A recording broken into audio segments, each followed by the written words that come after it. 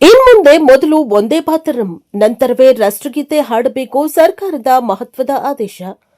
ಸರ್ಕಾರಿ ಅಧಿಕೃತ ಕಾರ್ಯಕ್ರಮಗಳಲ್ಲಿ ರಾಷ್ಟ್ರೀಯ ಗೀತೆ ಒಂದೇ ಮಾತರಂ ಹಾಗೂ ರಾಷ್ಟ್ರಗೀತೆ ಜನಗಣ ಮನ ಹಾಡುವ ಮತ್ತು ನುಡಿಸುವ ಕ್ರಮಕ್ಕೆ ಸಂಬಂಧಿಸಿದಂತೆ ಕೇಂದ್ರ ಗೃಹ ಸಚಿವಾಲಯ ಹೊಸ ಮಾರ್ಗಸೂಚಿಯನ್ನ ಹೊರಡಿಸಿದೆ.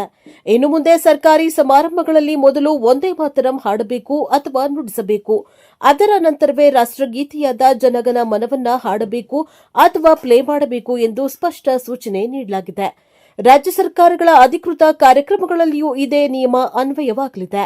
ಆದರೆ ರಾಜ್ಯಗಳಿಗೆ ತಮ್ಮದೇ ಆದ ರಾಜ್ಯಗೀತೆ ಇದ್ದಲ್ಲಿ ಮೊದಲು ಅದನ್ನ ಹಾಡಬೇಕು. ಅದರ ಬಳಿಕ ರಾಷ್ಟ್ರೀಯ ಗೀತೆ ಒಂದೇ ಮಾತರಂ ಮತ್ತು ಕೊನೆಯಲ್ಲಿ ರಾಷ್ಟ್ರಗೀತೆ ಜನಗಣ ಮನ ಹಾಡಬೇಕು ಎಂದು ಸಚಿವಾಲಯ ತಿಳಿಸಿದೆ.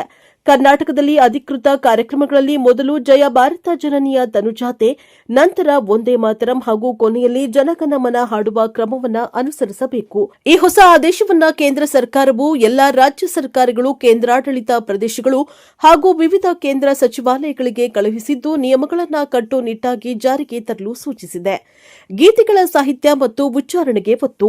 ಕ್ರಮದ ಜೊತೆಗೆ ಗೀತೆಗಳನ್ನು ಸರಿಯಾದ ರೀತಿಯಲ್ಲಿ ಹಾಡುವ ಬಗ್ಗೆ ಕೂಡ ಗೃಹ ಸಚಿವಾಲಯ ವಿಶೇಷ ಸೂಚನೆ ನೀಡಿದೆ.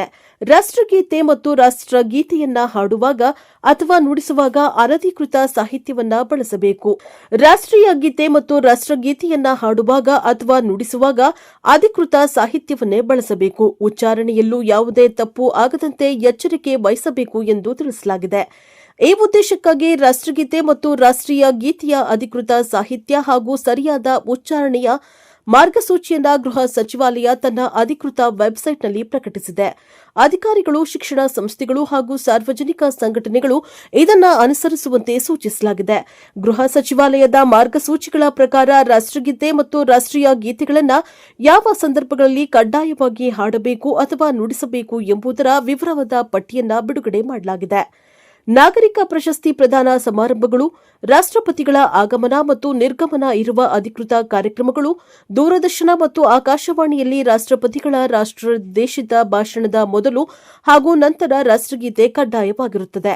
ಅದೇ ರೀತಿ ರಾಜ್ಯಪಾಲರು ಅಥವಾ ಲೆಫ್ಟಿನೆಂಟ್ ಗವರ್ನರ್ಗಳು ಭಾಗವಹಿಸುವ ರಾಜ್ಯ ಅಥವಾ ಕೇಂದ್ರಾಡಳಿತ ಪ್ರದೇಶಗಳ ಅಧಿಕೃತ ಕಾರ್ಯಕ್ರಮಗಳಲ್ಲಿಯೂ ಈ ನಿಯಮ ಅನ್ವಯಿಸುತ್ತದೆ.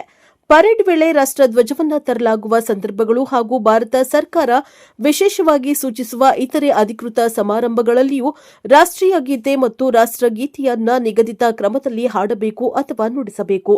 ರಾಷ್ಟ್ರೀಯ ಗೀತೆಯ ಅಥವಾ ರಾಷ್ಟ್ರಗೀತೆ ಹಾಡುವಾಗ ಅಥವಾ ನುಡಿಸುವಾಗ ಸಭಾಂಗಣದಲ್ಲಿ ಇರುವ ಪ್ರತಿಯೊಬ್ಬರೂ ಸಾವಧಾನ ಸ್ಥಿತಿಯಲ್ಲಿ ಎದ್ದು ನಿಲ್ಲಬೇಕು ಎಂದು ಮಾರ್ಗಸೂಚಿಯಲ್ಲಿ ಪುನರುಚ್ಚರಿಸಲಾಗಿದೆ. ಈ ಹೊಸ ನಿಯಮಗಳು ರಾಜ್ಯಗಳ ವ್ಯಾಪ್ತಿಯಲ್ಲಿ ಬರುವ ಸರ್ಕಾರಿ ಕಚೇರಿಗಳು, ಶಾಲಾ ಕಾಲೇಜುಗಳು ಹಾಗೂ ವಿವಿಧ ಸಂಘ ಸಂಸ್ಥೆಗಳಿಗೂ ಅನ್ವಯವಾಗಲಿದ್ದು ಅವುಗಳಿಗೆ ಅಗತ್ಯ ಸೂಚನೆಗಳನ್ನು ನೀಡುವಂತೆ ಎಲ್ಲಾ ರಾಜ್ಯ ಸರ್ಕಾರಗಳು ಮತ್ತು ಕೇಂದ್ರಾಡಳಿತ ಪ್ರದೇಶಗಳಿಗೆ ಗೃಹ ಸಚಿವಾಲಯ ನಿರ್ದೇಶನ ನೀಡಿದೆ.